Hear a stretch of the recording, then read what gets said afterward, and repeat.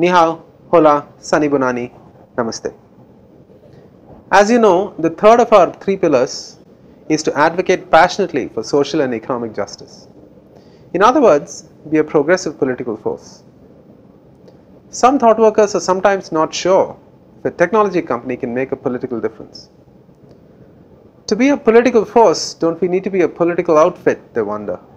Enter the late great footballer Socrates.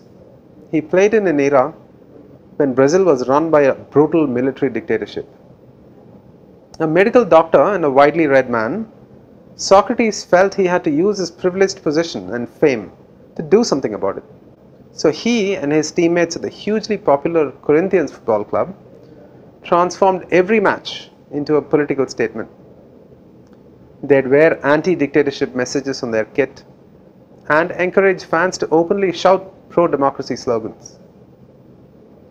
At a time when political speech was greatly repressed, Corinthians football matches were one of the very few places where ordinary Brazilians could make their voices heard.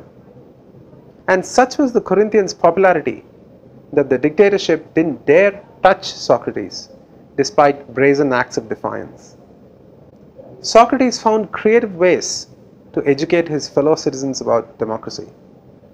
He would organize his Corinthians team to vote on all matters that concern them. Who should play? When should they have lunch? Etc. The Corinthians would also give airtime to intellectuals, artists, musicians, and filmmakers so that the public could hear a narrative different to the military's propaganda. Win or lose, but always with democracy, was their rallying cry. In a time of command and control, here was a beacon of hope. Make no mistake, the Corinthians under Socrates were a very good team too. They won several titles, including Brazil's most prestigious championships. But Socrates had a balanced view on winning. Beauty comes first. Victory is secondary. What matters is joy, he said. To win is not the most important thing. Football is an art and should be about showing creativity. In other words, Socrates perhaps was a P2 champion in the context of football. And maybe Corinthians was secretly a three-pillar organization. Maybe their P1 was to win trophies, and P2 to play joyful football. And P3, advocate passionately for social and economic justice. Eventually, Brazil's dictatorship was ousted and Brazil is a thriving democracy now.